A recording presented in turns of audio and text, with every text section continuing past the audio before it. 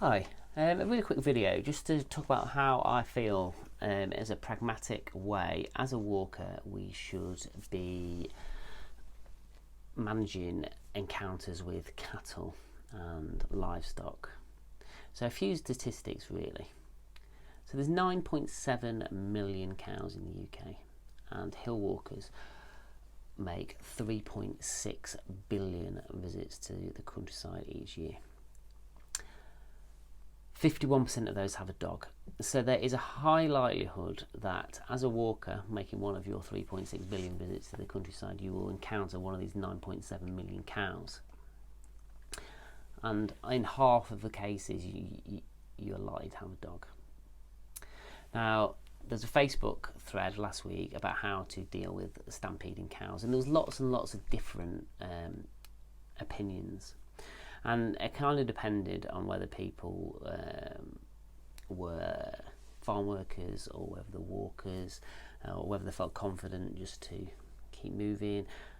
And a small percentage of people wanted to front up and start asserting themselves on the cows, hitting them with walking poles or making themselves really big, or walking towards them and trying to intimidate the cows.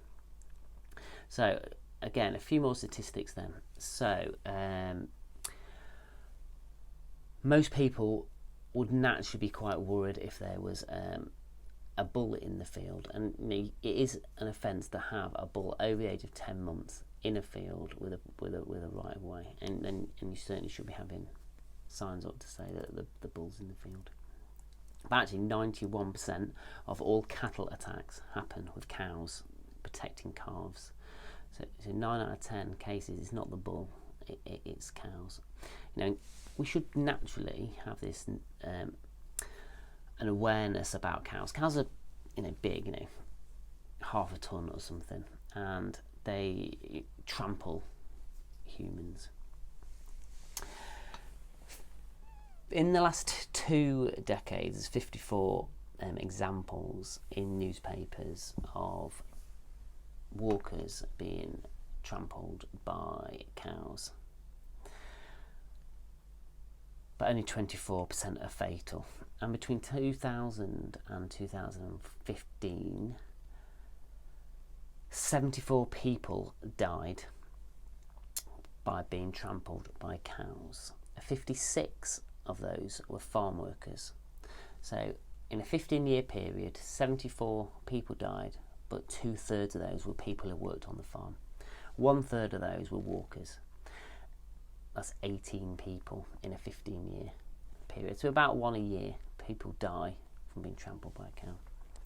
Now, interestingly, out of those 18, 17 of them were on their own, and 17 of those had a dog. So if you're on your own with a dog, you're more vulnerable. That is a risk factor. If you're in a large group and you haven't got a dog, the chances of you making one of these 3.6 billion visits into the countryside and being that one person that is going to die from a cow is highly unlikely if you are in a small group or you do not have a dog. And if you follow my advice, if you do have a dog, you can mitigate all those risks as well. So the advice is, when the cow show you some interest and they start running after your dog, let go of the dog. There might be a temptation to bring the dog into further control, but then what happens is the cows will want to trample you in order to protect their cows. The advice is to the 400,000 people that are currently enrolled on the Duke of Edinburgh board, and information that comes from people on training courses and anyone really. It's on the government website, on the detailed countryside code. Let go of your dog. Your dog will outrun the cattle.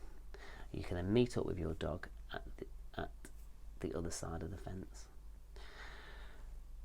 But obviously prevention is better than cure. The countryside code says we need to look after our dog. It needs to be under close control, probably on a lead, short lead. Now, as a hill walker, I have a right of way to follow the public right of way. I've got a legal responsibility to stay on the right way. The land is owned by a landowner, and the land is shared by the cows who call it their home. So the pragmatic approach might be to leave the right of way. There's a group of cows on my bearing, on my footpath, in the middle, protecting some newborn calves. The pragmatic approach, and probably what the farmer would most like us to do, would be to walk around the outside of the field, avoiding the cows, avoiding the calves,